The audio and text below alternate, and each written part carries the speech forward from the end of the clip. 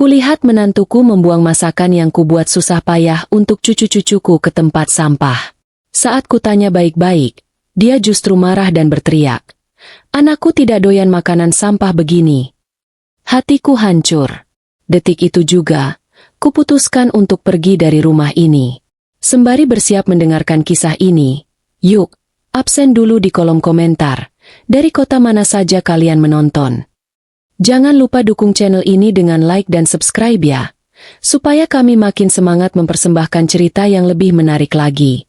Namaku Marni. Usiaku sudah menginjak 55 tahun.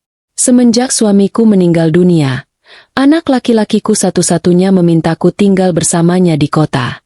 Aku tentu saja merasa sangat senang. Tinggal bersama anak, menantu, dan dua cucuku yang masih kecil adalah kebahagiaan tersendiri di sisa masa tuaku. Aku sangat ingin berguna bagi mereka. Karena itu, setiap hari aku selalu bangun sebelum subuh.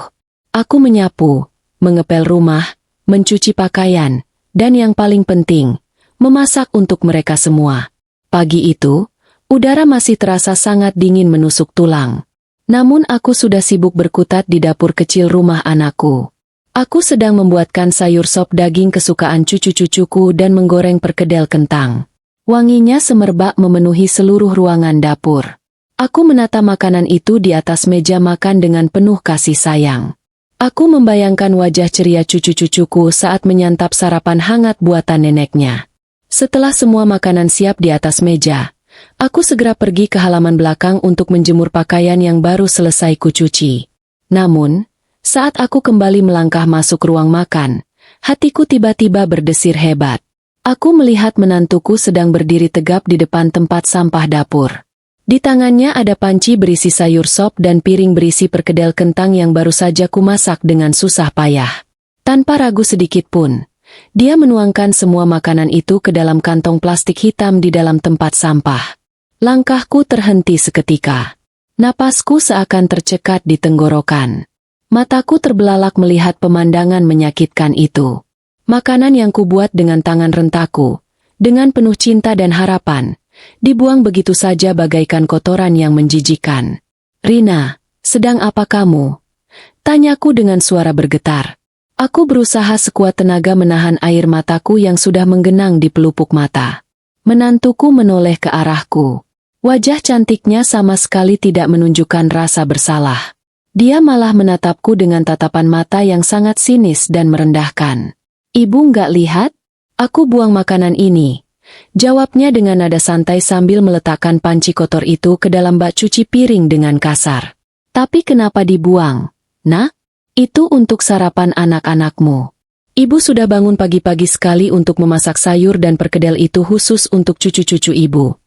Ucapku mencoba menjelaskan, sambil menahan rasa sesak yang luar biasa di dalam dada. Tiba-tiba, wajah menantuku berubah menjadi merah padam. Dia membalikkan badan sepenuhnya dan menatapku dengan sangat tajam. "Anakku nggak doyan makanan sampah begini," teriaknya dengan suara keras, tepat di depan wajahku.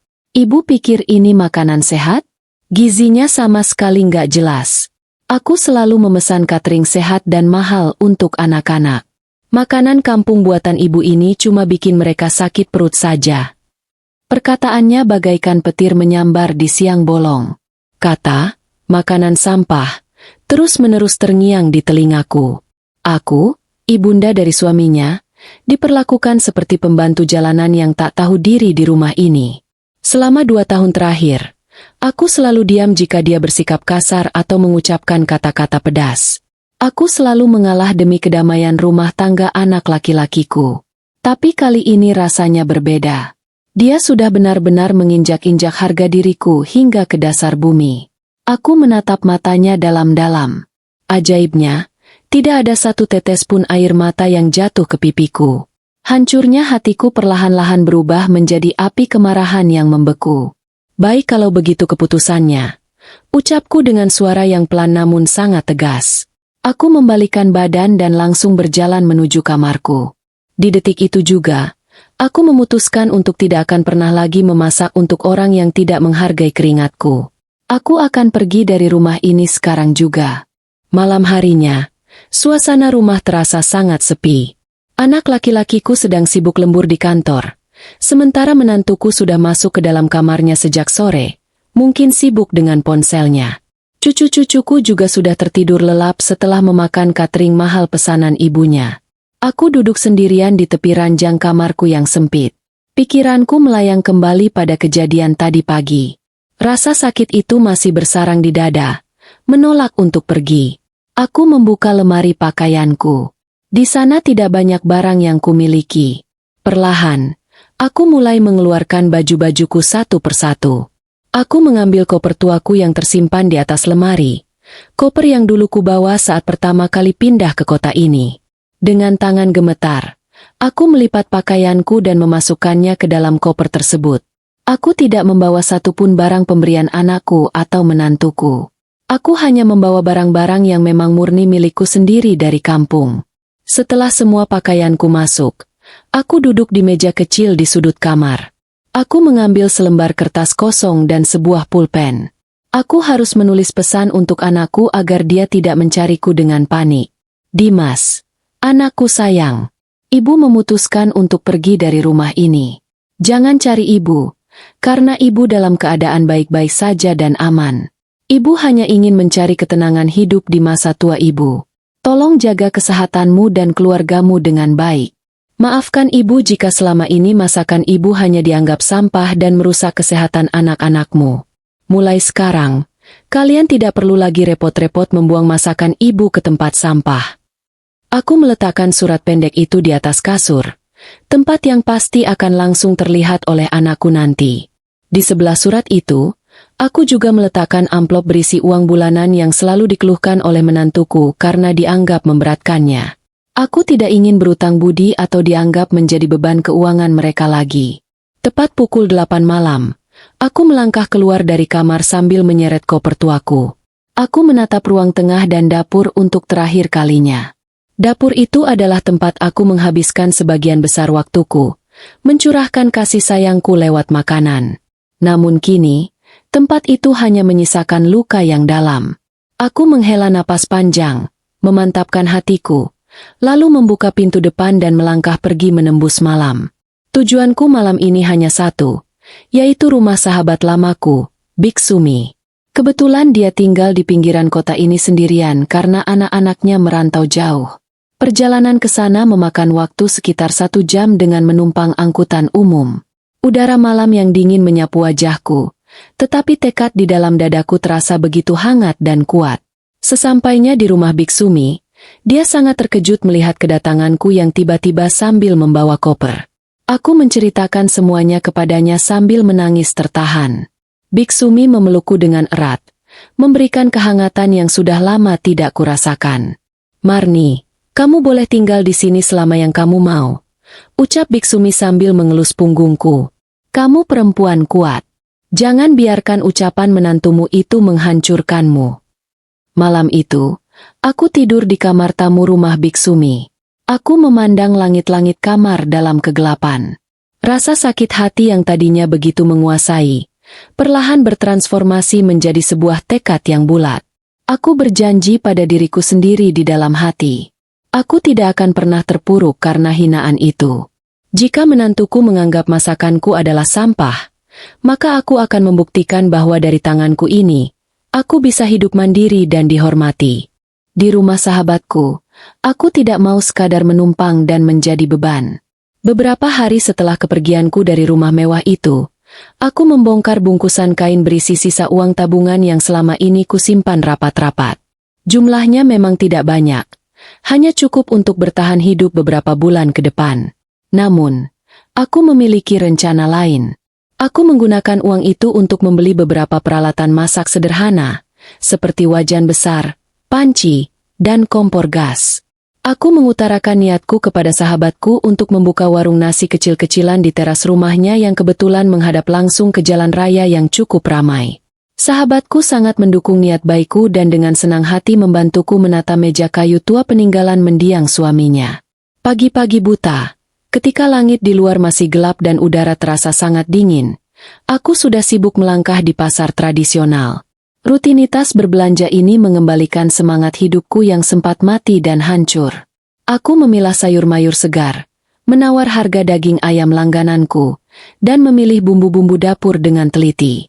Setibanya di rumah, aku langsung sibuk berkutat di dapur yang sempit namun terasa sangat hangat.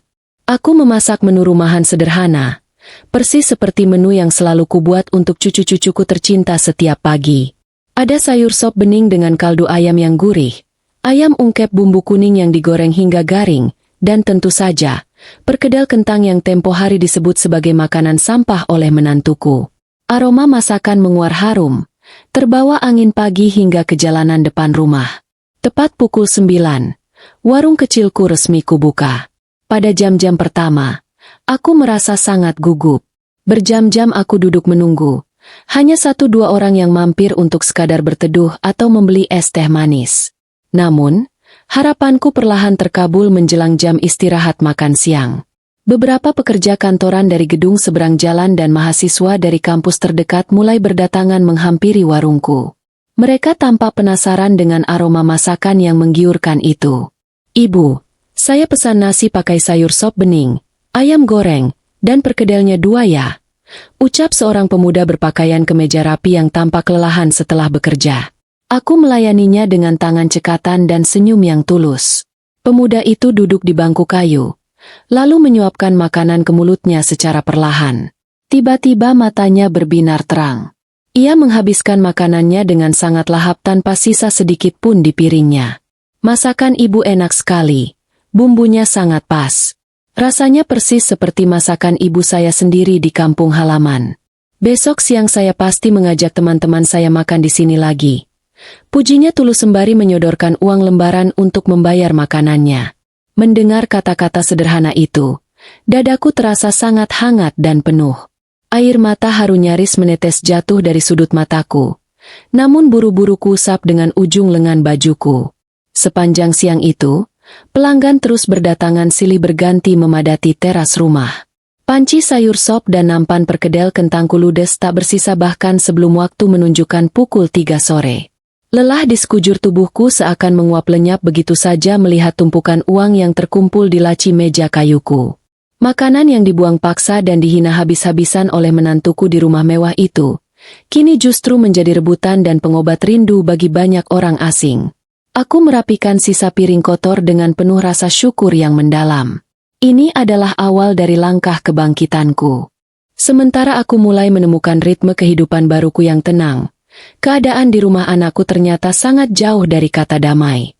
Aku mengetahui semua rentetan kejadian ini ketika anakku tiba-tiba meneleponku beberapa minggu setelah kepergianku malam itu. Saat itu aku sedang sibuk mengelap meja warung yang baru saja kututup. Layar ponsel tuaku tiba-tiba berdering nyaring. Aku sempat ragu untuk menjawabnya. Namun naluriku sebagai seorang ibu akhirnya membuat jariku menggeser tombol hijau dan mengangkat panggilan tersebut. "Ibu sedang ada di mana sekarang? Tolong pulang ke rumah, Bu." Suara anakku terdengar sangat frustrasi, serak, dan penuh dengan kelelahan dari seberang telepon. Aku menarik napas panjang, berusaha menata emosiku agar tidak terpancing dan tetap tenang. "Ibu tidak akan pulang, Nak. Ibu sudah menyewa tempat dan punya kehidupan sendiri sekarang. Ada keperluan apa kamu menelepon ibu malam-malam begini?" Tanyaku dengan nada sedingin es. Dari sambungan telepon yang tersendat itu, anakku akhirnya menumpahkan semua kekacauan dan keputusasaan yang terjadi di rumahnya. Ia bercerita dengan suara bergetar bahwa pada hari pertama aku pergi meninggalkannya, istrinya hanya tertawa meremehkan suratku. Menantuku mengira aku hanya sedang merajuk sementara waktu, menggertak mencari perhatian, dan pasti akan segera pulang keesokan harinya sambil mengemis maaf. Namun, dugaannya benar-benar salah besar dan menjadi bumerang baginya. Tanpa kehadiranku yang biasa mengurus segalanya dalam diam, rumah mewah mereka perlahan berubah menjadi seperti kapal pecah yang tak beraturan. Pakaian kotor anak-anak dan seragam kerja menumpuk menggunung tak ada yang mencuci. Debu mulai menebal di setiap sudut perabotan mahal mereka. Dan yang paling parah dari semuanya adalah urusan perut cucu-cucuku. Anakku mengeluh dengan nada putus asa bahwa kedua cucuku menjadi sangat rewel dan sering menangis tantrum. Mereka merengek setiap hari menanyakan keberadaan neneknya dan menolak mentah-mentah untuk menyantap catering diet mahal tanpa rasa yang selalu dibanggakan oleh menantuku. Anak-anak kecil yang tidak tahu apa-apa itu hanya rindu kuah sayur sop dan perkedel kentang buatanku yang gurih. Menantuku yang gengsinya tinggi dan tidak pernah mau menyentuh wajan di dapur akhirnya terpaksa mencoba memasak sendiri demi anak-anaknya. Namun, karena tangannya lebih sering memegang alat rias daripada pisau dapur, masakannya selalu berujung gosong atau keasinan. Rasanya yang tidak karuan membuat cucu-cucuku semakin mogok makan dan sering mengunci diri di kamar. Anak-anak sampai masuk rumah sakit karena gangguan pencernaan akibat sering jajan sembarangan di luar. Bu. Istriku juga selalu marah-marah membanting barang setiap hari karena kelelahan harus mengurus rumah setelah seharian bekerja di kantor. Uang tabungan kami menipis drastis karena harus selalu memesan makanan cepat saji dan membayar tagihan jasa pembersih rumah harian yang sangat mahal. Rumah ini rasanya seperti neraka tanpa kehadiran ibu. Keluh anakku panjang lebar dengan nada memelas. Mendengar semua penderitaan itu, tidak ada sedikit pun senyum kemenangan di bibirku. Sebagai seorang ibu dan nenek yang menyayangi darah dagingnya, aku tentu merasa sangat sedih mendengar cucu-cucuku harus jatuh sakit. Namun, di sisi lain, aku juga sangat sadar bahwa aku tidak boleh goyah sedikit pun. Jika aku kembali sekarang, aku hanya akan membiarkan diriku kembali diinjak-injak dan direndahkan oleh wanita sombong itu. Ibu turut prihatin mendengar keadaan kalian. Nak, tapi bukankah istrimu sendiri yang berteriak lantang bahwa masakan ibu ini hanya makanan sampah yang merusak kesehatan keluargamu? Jadi, belajarlah mengurus keluarga kalian sendiri dengan segala makanan mahal dan kehebatan yang kalian miliki. Ucapku tegas sebelum akhirnya mematikan sambungan telepon tanpa menunggu balasannya. Aku meletakkan ponselku di atas meja dan menatap tajam ke arah wajan besar di dapurku. Dulu aku menangis hancur di depan tempat sampah karena kasih sayangku dibuang tanpa perasaan. Namun sekarang, aku bersumpah tidak akan pernah membiarkan siapapun membuang sisa harga diriku lagi. 6 bulan sudah berlalu sejak malam aku membawa koper tuaku keluar dari rumah anakku. Usaha warung nasi yang kumulai dari teras rumah sahabatku kini telah berkembang dengan sangat pesat. Aku tidak lagi hanya menjual nasi bungkus untuk para pekerja dan mahasiswa yang lewat di depan jalan. Berkat rasa masakanku yang cocok di lidah banyak orang, aku mulai menerima berbagai pesanan catering berupa rantangan harian dan tumpeng untuk berbagai acara syukuran. Kehidupanku perlahan berubah menjadi jauh lebih baik. Aku bisa menyewa sebuah rumah yang lebih luas dan nyaman tidak jauh dari rumah sahabatku, sekaligus menjadikannya sebagai dapur utama cateringku. Aku bahkan sudah bisa mempekerjakan sahabatku dan beberapa ibu tetangga sekitar untuk membantuku memasak setiap hari. Tanganku yang dulu diremehkan dan dianggap hanya bisa menghasilkan makanan kotor, kini justru menjadi tumpuan hidup bagi diriku sendiri dan orang-orang di sekitarku. Suatu siang yang terik, seorang pria parubaya yang merupakan salah satu pelanggan setia warungku datang menemuiku. Ia adalah seorang manajer di sebuah perusahaan besar yang letaknya berada di pusat kota. Sambil menyantap piring kedua ayam ungkep buatanku, ia menatapku dengan wajah serius. "Ibu, masakan ibu ini sungguh luar biasa enak. Kebetulan minggu depan perusahaan tempat saya bekerja akan mengadakan acara syukuran ulang tahun kantor secara besar-besaran. Pimpinan kami mengeluh bosan dengan menu catering dari hotel mewah yang rasanya selalu hambar. Apakah ibu bersedia mengambil kontrak catering untuk makan siang 500 karyawan kami?" Tanyanya dengan nada penuh harap. Mendengar tawaran yang begitu besar, jantungku berdegup kencang. Ini adalah sebuah kesempatan emas yang tidak mungkin datang 2 kali. Tanpa ragu sedikit pun, aku langsung menganggukkan kepala dan menyanggupi tantangan tersebut. "Tentu saja saya bersedia, Pak. Saya berjanji akan menyajikan hidangan rumahan yang istimewa dan tidak akan mengecewakan lidah para karyawan di kantor Bapak." Jawabku dengan penuh keyakinan dan rasa syukur. Sejak hari itu, kesibukanku meningkat drastis. Dapurku tak pernah berhenti mengepulkan asap wangi masakan. Aku merancang menu terbaikku, memasukkan sayur sop daging yang segar, perkedel kentang yang lembut di dalam namun renyah di luar, serta ayam bumbu rempah rahasia milikku. Uang muka dari perusahaan tersebut kugunakan untuk membeli seragam rapi bagi para asisten dapurku dan peralatan memasak yang jauh lebih profesional. Aku mengingat kembali ucapan menyakitkan dari menantuku. Kata-katanya dulu menancap seperti belati tajam, tetapi sekarang kata-kata itu justru menjadi bahan bakar utamaku untuk terus maju. Setiap tetes keringat yang jatuh saat aku mengaduk kuali besar seolah menghapus sisa-sisa luka di hatiku. Kesibukan ini membantuku melupakan rasa rindu yang terkadang muncul untuk cucu-cucuku. Aku yakin, jika aku sukses dan mandiri, suatu saat nanti aku bisa menemui mereka dengan kepala tegak. Aku adalah seorang wanita mandiri yang memegang kendali penuh atas kehidupannya sendiri. Resep-resep sederhana ini telah mengangkat harga diriku tinggi-tinggi. Hari yang ditunggu-tunggu akhirnya tiba. Sejak subuh, aku dan tim asisten dapurku sudah sibuk mengemas ratusan porsi makanan ke dalam wadah-wadah pemanas prasmanan yang mengkilap. Kami berangkat menuju gedung perkantoran bertingkat tinggi di pusat kota dengan menggunakan mobil angkutan barang. Sesampainya di sana, aku mengatur tata letak makanan di aula utama dengan sangat teliti. Aku memastikan aroma wangi dari kaldu sayur sop dan rempah ayam goreng memenuhi seluruh ruangan sebelum acara makan siang dimulai. Tepat pada jam 12 siang, pintu aula terbuka lebar. Ratusan karyawan berpakaian rapi berhamburan masuk dengan wajah ceria. Mereka langsung membentuk antrean panjang di depan meja prasmanan cateringku. Aku berdiri di sudut ruangan dengan mengenakan pakaian kebaya modern yang rapi dan elegan, mengawasi jalannya acara sambil sesekali tersenyum melihat para tamu yang makan dengan sangat lahap. Pandanganku tiba-tiba tertuju pada sekelompok wanita muda yang sedang duduk di meja bundar tak jauh dari tempatku berdiri.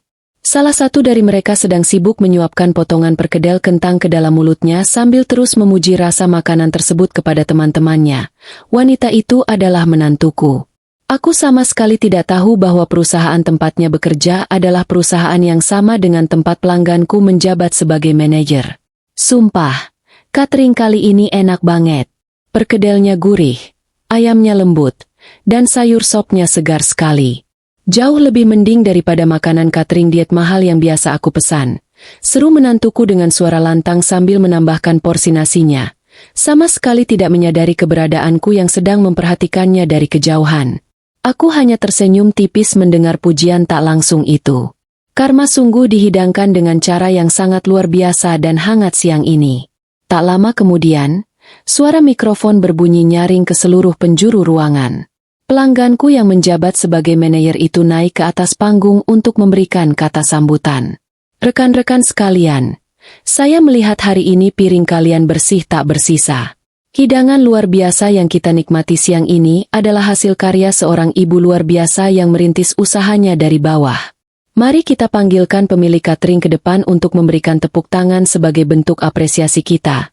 Ucap pria itu dengan penuh semangat. Aku melangkah maju dengan anggun menuju bagian depan aula. Suara riuh tepuk tangan menggema memenuhi ruangan.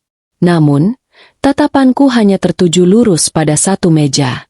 Saat aku berdiri tepat di bawah sorotan lampu, mata menantuku tak sengaja berserobok dengan mataku. Sendok di tangannya langsung terjatuh berdenting membentur piring kaca. Tubuhnya terlihat kaku di kursi itu, dikelilingi oleh teman-temannya yang masih bertepuk tangan meriah. Teman-teman di sebelahnya bingung melihat perubahan wajahnya yang tiba-tiba tegang, tetapi menantuku tidak bisa mengeluarkan sepatah kata pun. Wajah cantiknya seketika berubah menjadi pucat pasi. Mulutnya sedikit menganga, seolah tak percaya melihat wanita di depannya ini adalah ibu mertua yang dulu masakannya ia buang.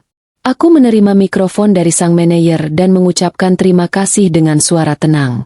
Aku menekankan bahwa setiap masakan yang kubuat selalu diracik dengan cinta dan pengorbanan, bukan bahan sampah. Aku menatap matanya dalam-dalam, mengulas senyum paling manis dan penuh kemenangan di hadapannya. Setelah acara syukuran di kantor itu selesai, aku tahu pasti akan ada badai besar yang menghantam keluarga anakku.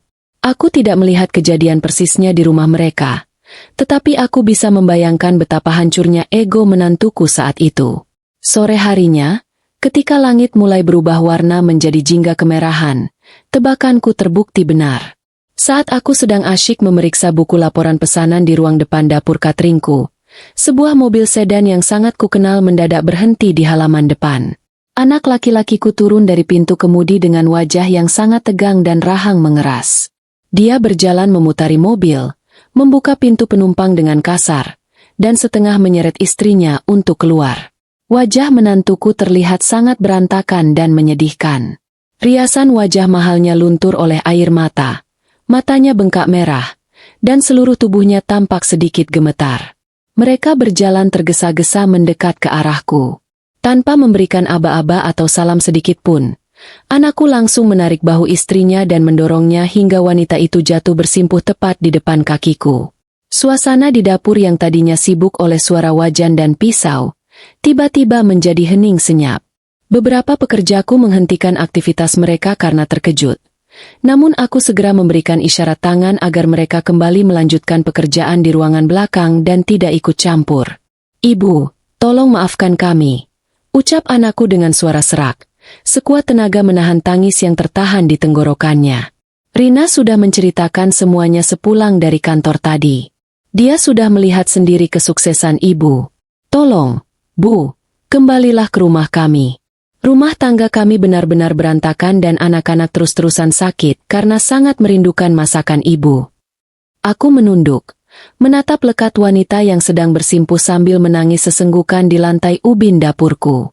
Tidak ada lagi raut wajah sombong dan angkuh yang selalu dia pamerkan di depanku dulu.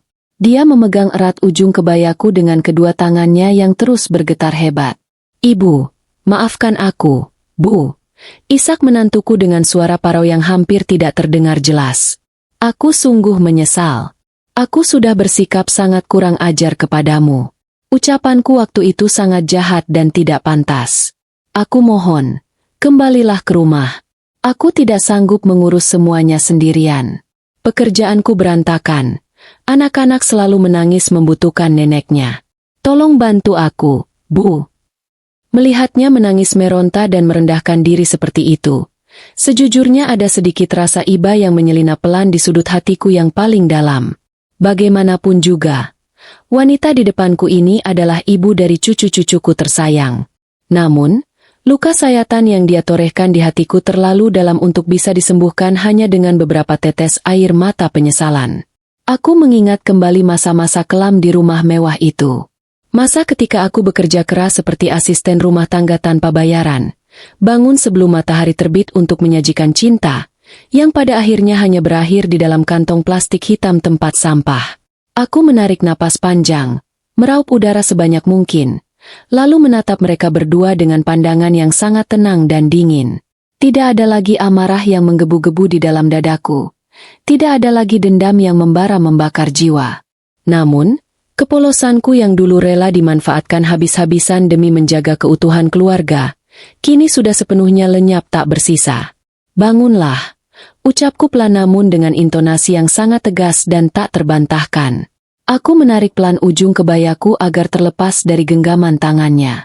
"Berdirilah dan usap air matamu itu. Sungguh tidak pantas seorang wanita karir berpendidikan tinggi sepertimu duduk bersimpuh di lantai kotor dan memohon kepada penjual makanan sampah sepertiku." Mendengar kata-kataku yang menusuk tepat di ulu hatinya, tangisannya justru semakin pecah sejadi-jadinya. Anakku mencoba merangkul bahu istrinya agar berdiri, namun wanita itu tetap menolak bangkit dari lantai. Dia terus memohon dan meratap panjang, memintaku untuk menghapus masa lalu dan memulai semuanya dari awal. Tapi keputusanku sudah sangat bulat. Aku bukan lagi wanita tua lemah yang bisa disuruh-suruh, dibentak, dan dihina sesuka hati oleh siapapun. Aku membiarkan mereka menangis dalam keheningan selama beberapa saat, membiarkan rasa penyesalan itu benar-benar meresap ke dalam tulang dan hati mereka.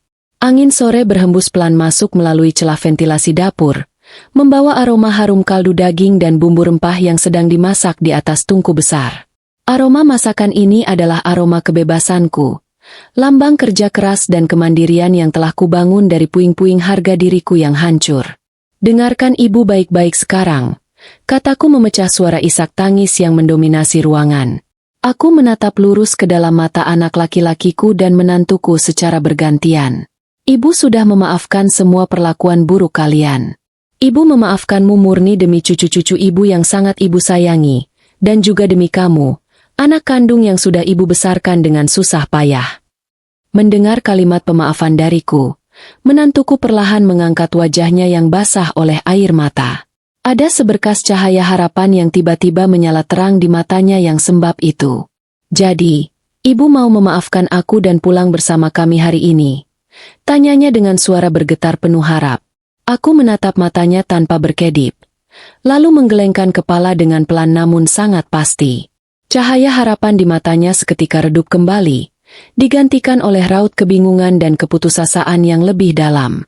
Tidak, ibu memang sudah memaafkan kalian dari lubuk hati yang paling dalam. Tapi ibu tidak akan pernah menginjakan kaki untuk kembali tinggal di rumah itu. Ibu punya kehidupan baru, rumah, dan dapur ibu sendiri sekarang. Ibu punya puluhan karyawan yang kehidupan keluarganya bergantung pada usaha catering ini. Kalian berdua sudah dewasa. Kalian punya pekerjaan yang sangat bagus dan uang yang banyak.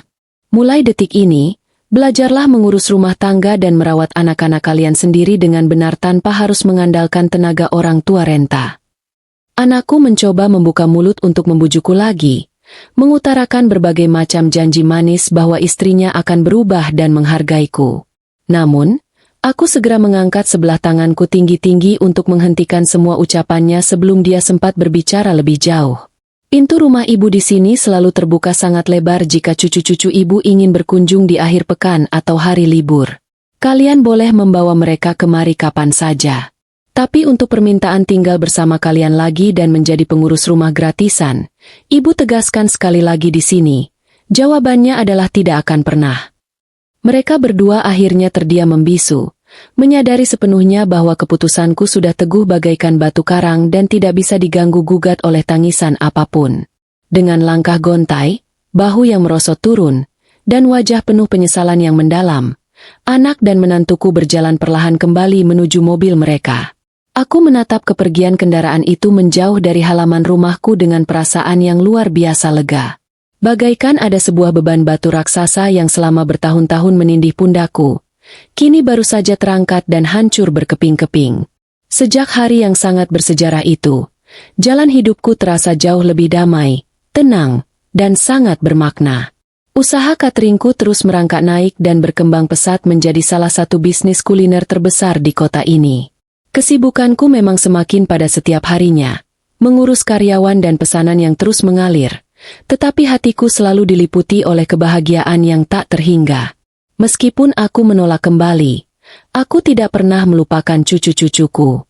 Di sela-sela kesibukanku, aku selalu menyempatkan diri untuk memasak menu sehat khusus kesukaan mereka, membungkusnya rapat ke dalam kotak bekal yang sangat cantik, dan mengirimkannya ke rumah anakku secara rutin melalui jasa kurir kepercayaanku.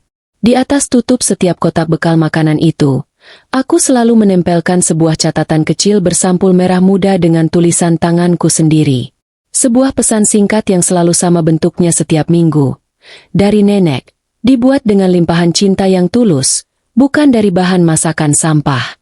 Makan yang banyak dan tumbuhlah menjadi anak yang baik, cucu-cucu nenek tersayang.